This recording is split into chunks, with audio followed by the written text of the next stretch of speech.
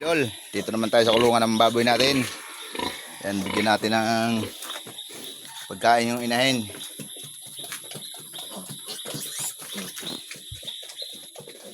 Ito yung mga bake niya ngayon, oh. Maliliit. Pinakain na yan. May natira na konti. Bigay na lang natin. Oh.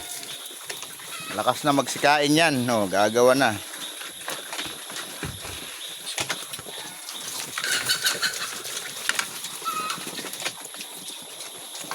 Kaya bumili pa ng pagkain. Ito yung mga bake natin. May pinakamalito. Ayun, oh. Laki ng daga. Yung iba, maganda yung katawan. Nalakas kumain niya, mga idol. Lagyan natin ng siga para sa lamok. Yan.